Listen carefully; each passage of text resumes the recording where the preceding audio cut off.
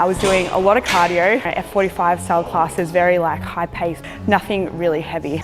Why is my body composition not changing? Like, what am I getting wrong? And that's when basically everything changed to me. I started eating way more meat, basically just like unlimited steak.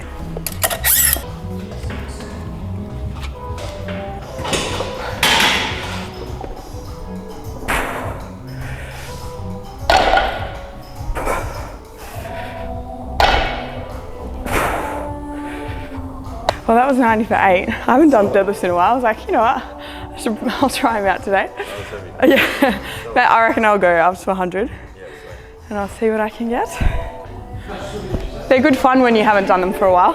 One of the biggest realizations I've had since starting is that women are not small men. We have a lot of biological differences between us, and taking that into consideration when we are doing like programming, even just on day to day when you do come in for your sessions, it's like, you know, how you're feeling mentally, physically, where you're at in your cycle, all these things play a big part. I like that, not small man. That was funny. Yeah, it's actually a quote from Dr. Stacey Sims. Yeah, she's a really good female. She's basically what started this whole revolution, I think, to women's health, and you know, the fact that we're so understudied. She brings up a lot about fasting it's only studied in males, right? And females, it's like has such a different stress response in the body. So much information out there that women take on that often is not right, and they just follow it because it's just something that they see on Instagram or social media. It's, you know, cloud of judgment. You can't figure out what's right and what's wrong.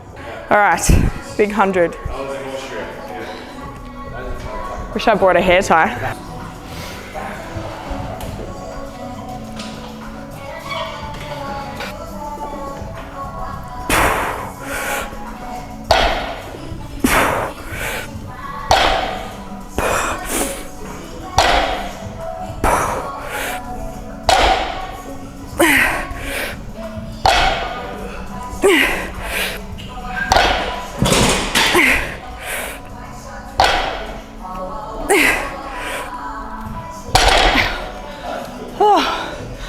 Just felt like cardio then going above 8.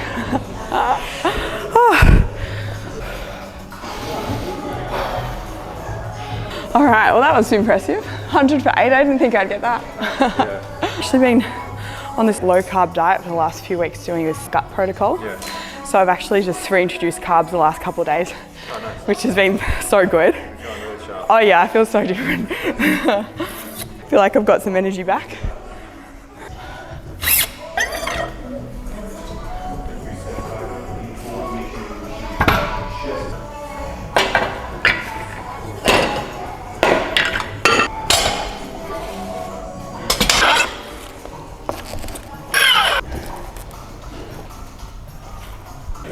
We'll go over here.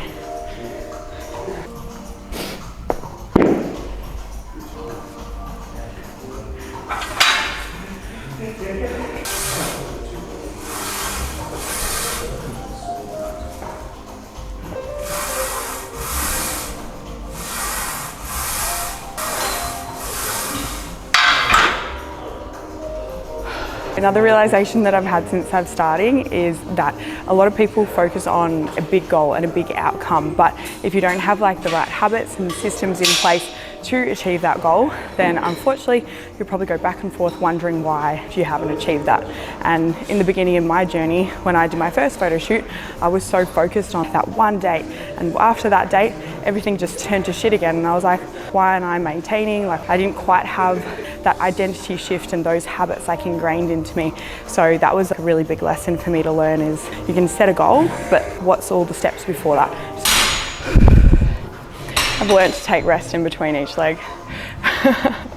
For me, I always start on the same leg because I generally have my right side always feels a bit shit, so try and start on that side and then do my left after.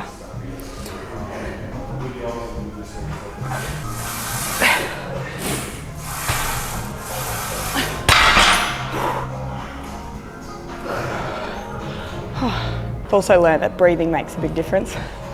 I feel like I used to train and just hold my breath all the time. How long your program? Well, I've just finished with a coach, and so I'm just doing my own training the last couple of weeks. With this whole gut protocol has been pretty shit because my energy's been pretty low, so I'm just kind of doing fairly low volume, just slowly trying to ease back into it. a lot of core work, adductors, because I did used to get quite bad lower back pain when I first started training. But since then I've made my core really strong, and it's made such a big difference. Never have back pain anymore. It's a really big win for me.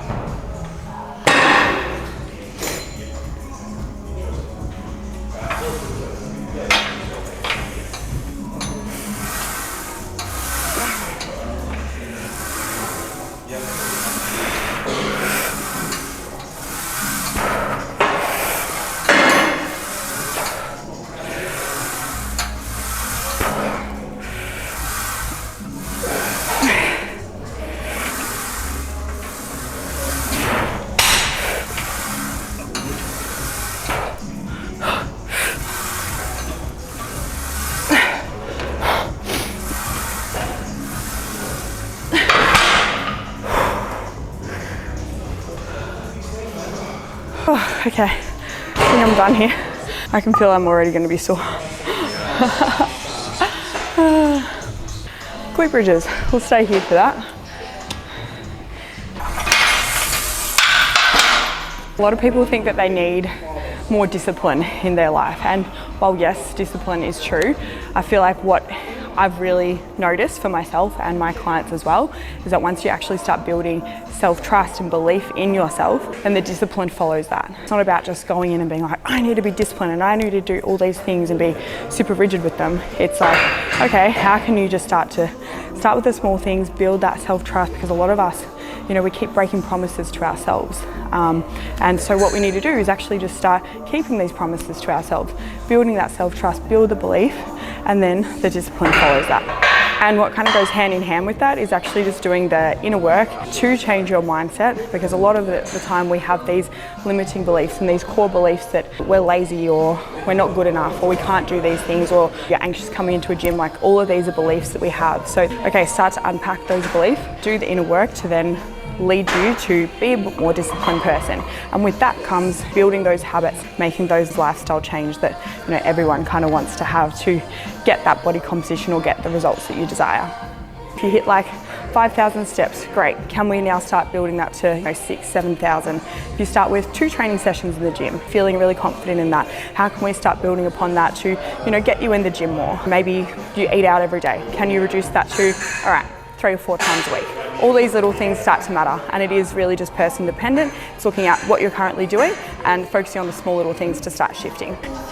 So I've started with my compound being deadlifts. I've done some split squats as well, so it's really important to incorporate unilateral work into most programs, I would say. We've got to make sure we're balancing out both sides of the body. I am now moving on to glute bridges. I'm going to do triple contraction method today, so that's where you actually hold at the top. We do 3 little pulses instead of just 1. Brings a lot more time under tension. I find that it's a really nice exercise. On my other day, I've got more my heavy glute bridge for like that lower rep range, 4 to 6. And this day I've got 6 to 8 reps, but with the triples at the top, so I can use a lighter load for that.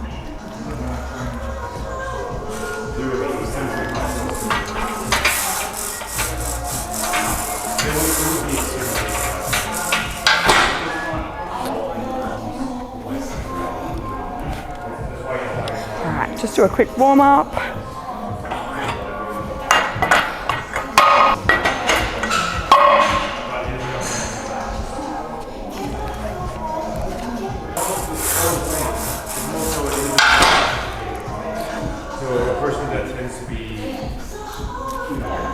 So warm up, I don't like to go too many reps. I feel like I used to do this big warm up method, but I kind of just start with the lightweight, a few reps, go 4 reps, 3 reps, 2 reps, 1 reps, depending on how many sets I have to kind of warm up to. For an exercise like this where I'm already, fairly warm, I'm just going to do 2 warm up sets and then start with my working weight, but 3 to 6 reps kind of for my warm ups generally.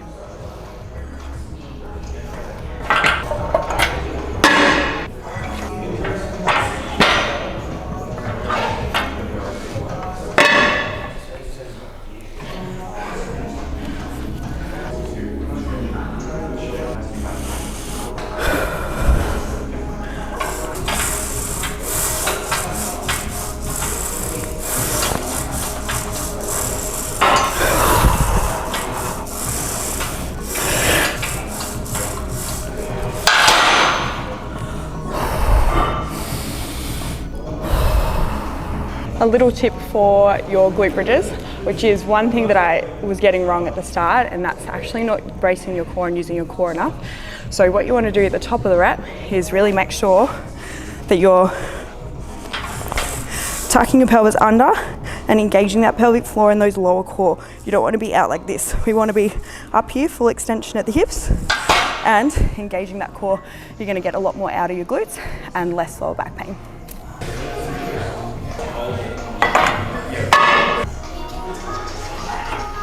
Women should focus on their overall health and well-being, because a lot of the time we actually don't put ourselves first. So the best thing you can do is actually focus on, looking after yourself and prioritizing your needs. And that was a big thing for me, because I realized that once I started doing that and setting boundaries and actually following through with things that I wanted to do, I was a much happier person for myself, for my partner. Once you start to do that, you'll see some big shifts, not only internally, but like externally as well, with all of those people around you.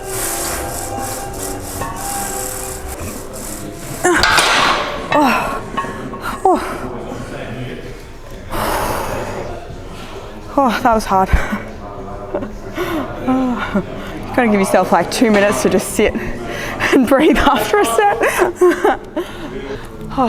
One of the most rewarding parts of my job is seeing women come in for the first time. Oh my God, gym, it's too much to handle. And then all of a sudden they're coming in like they own the place, just smashing out their weight, smashing out their training, and just blossoming into these confidence queens. For instance, Heather over here, right behind me, prime example of that.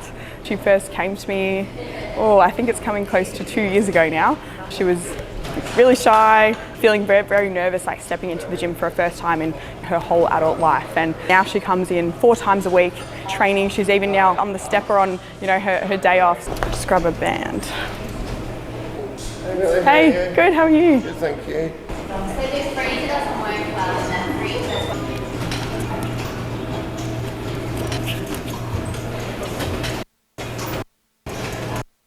All right, hip extension time.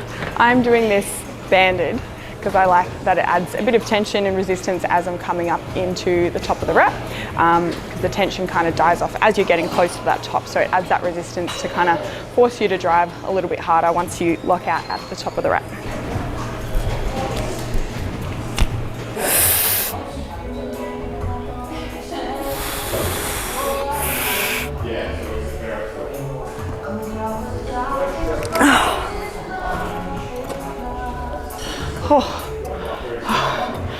Ouch. Hamstrings, glutes, really good exercise for as you're coming up to the shortened position, really working that hip extension at the top. I like to bang out some high reps on this one, as I've done obviously a bit of heavy work to start with in that lower rep range.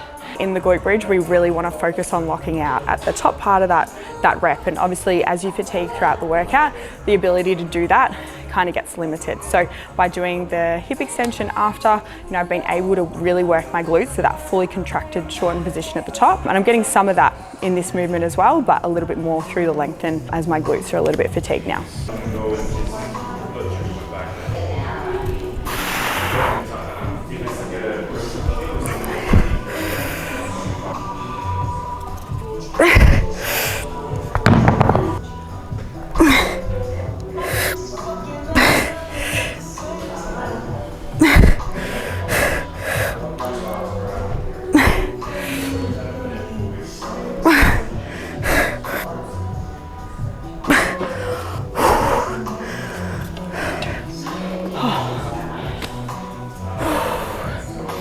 Okay, nearly there. Trying to hit all angles of the glutes. All right, see if these guys are using it.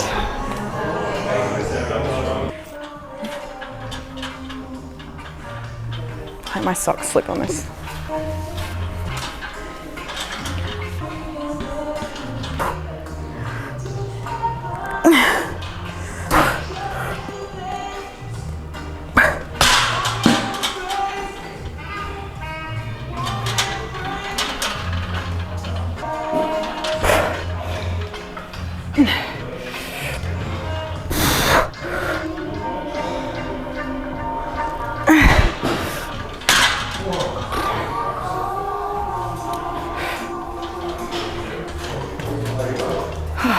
sometimes you think, okay, my body needs to just binge eat and just rely on sugar, but that's not actually listening to your body. That's not actually what your body needs. So it's actually understanding that part first before you can go, okay, I can be intuitive about this. So I'm going to do 2 different versions of the seated abduction. So the first one, I'm going to lean back and bring my hips up, and that's going to be working a little bit more through my upper glutes, through my glute medius and like upper glute max. Then when I lean forward to come out, hitting a little bit lower glutes in that more like stretch position as well.